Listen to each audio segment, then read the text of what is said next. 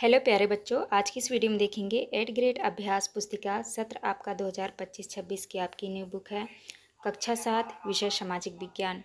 तो प्यारे बच्चों, आपको जो है इस वीडियो में लास्ट तक बने रहना है जिससे कि आपको सभी प्रश्नों के जो है संपूर्ण सॉल्यूशन आपको मिल सके। तो देखिए यहाँ पे दिया है आपका अनुकरणिका, सारे पाठों के नाम दिए हुए हैं। तो चलिए आज की इस वीडियो में देखेंगे अध्याय 2 में दिया है आपका राजा और उनके राज्य। तो चलिए शुरू करते हैं। अध्याय 2 है राजा और उनके राज। पहला प्रश्न आता है आपका, राज और राजेंद्र प्रथम द्वारा निर्मित किस स्थान के मंदिर स्थापत्य और मूर्तिकला की दृष्टि से उत्कृष्ट है। तो आपका जो उत्तर हो जाएगा बी नंबर, तंजावुर और गंगई कोडचुलपुरम। इसके बाद नेक्स्ट है आपका दूसरा में है, चोल काल में नाडु कहा जाता था। तो आपका उत्तर हो जाएगा ए नंबर, गांवों का समूह। तीसरा में है, गंगा घाटी में गुर्जर प्रतिहार राष्ट्रकूट और पालवंश के शासक सदियों तक किस नगर पर नियंत्रण के लिए आपस में लड़ते रहे। तो आपका उत्तर हो जाएगा डी नंबर, कन्नौज। इसके बाद नेक्स्ट क्वेश्चन आता है आपका चौथा में है, 9वीं शताब्दी में तमिलनाडु में नदी की शाखाओं में पानी के प्रवाह को नियंत्रित करने के लिए किसका प्रयोग किया जाता था। तो आपका उत्तर हो जाएगा डी नंबर, हौज का।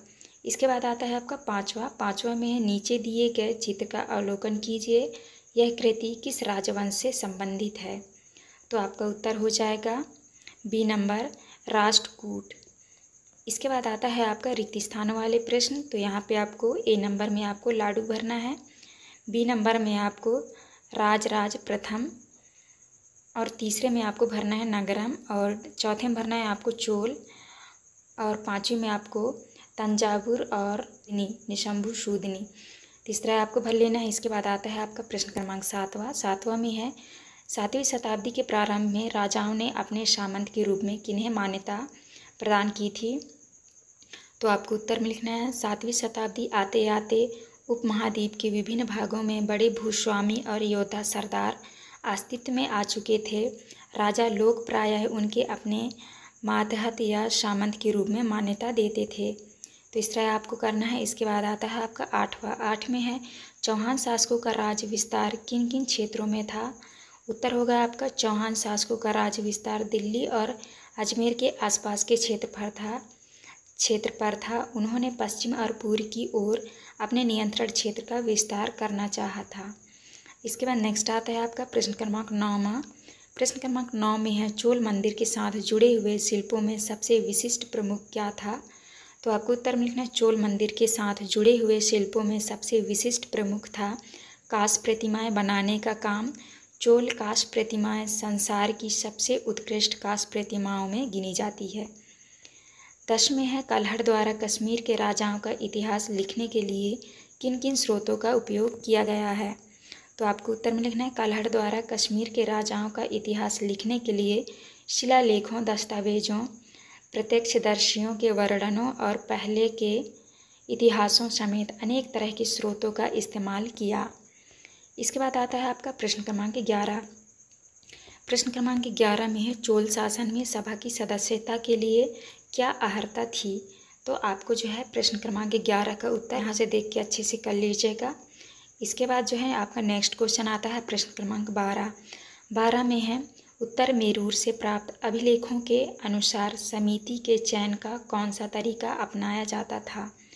तो आपको उत्तर में लिखना है, अभिलेखों के अनुसार समिति के चयन का तरीका, पहला है, सभा की सदस्यता के लिए इच्छुक लोगों को ऐसी भूमि का स्वामी होना चाहिए जहां से भू राजस्व वसूला जाता है। दूसरा में है, उनके पास अपना घर होना चाहिए। तीसरा है, उनकी उम्र 35 से 70 के बीच होनी चाहिए। चौथा है, उन्हें वेदों का ज्ञान होना चाहिए। और पांचवा पॉइंट है, उन्हें प्रशासनिक मामलों की अच्छी जानकारी होनी चाहिए। इसके बाद आता है आपका 13। प्रश्न क्रमांक 13 में, चोल राजाओं के समय विकसित स्थापत्य एवं मूर्तिकला की विशेषताएं लिखिए। आपको जो है प्रश्न क्रमांक 13 का उत्तर आप यहाँ से कर लीजिएगा। इसके बाद नेक्स्ट क्वेश्चन आता है आपका 12। प्रश्न क्रमांक 14 में है, चालुक्य राजाओं को हराकर दंतीदुर्ग द्वारा किए गए अनुष्ठान का विवरण लिखिए। प्रश्न क्रमांक 14 का उत्तर आप यहाँ से कर लीजिएगा। इसके बाद नेक्स्ट आता है आपका 15। चोल राजाओं के समय कृषि एवं सिंचाई की क्या व्यवस्था थी? तो आपको जो है उत्तर 15 का यहाँ से देख के कर लेना है। इसके बाद नेक्स्ट आता है आपका प्रश्न क्रमांक 16। 16 में है चोलकालीन प्रशासन व्यवस्था की प्रमुख विशेषताएं लिखिए। तो आपका पहला विशेषता है चोलकालीन प्रशासन व्यवस्था में किसानों की बस्तियां उर कहलाती थी। दूसरा में है गांव की बस्तियों के समूह को नाडु कहा जाता था। तीसरा पॉइंट है ग्राम परिषद और नाडु न्याय करने और कर वसूलने जैसे कई प्रशासनिक कार्य करते थे। चौथा पॉइंट है सिंचाई के कामकाज बाग बगीचों मंदिरों इत्यादि की देखरेख के लिए सभा में विभिन्न समितियां होती थीं। चौथा पॉइंट है धनी भूस्वामियों को चोल राजाओं ने सम्मान के रूप में अरियार जैसी उपाधि दी। तो इस तरह से आपको करना है। इसका आपका लास्ट क्वेश्चन। यहाँ पे हमारी वीडियो कंप्लीट होती है। वीडियो अच्छी लगे तो प्लीज़ हमारे चैनल को लाइक एंड सब्सक्राइब करें।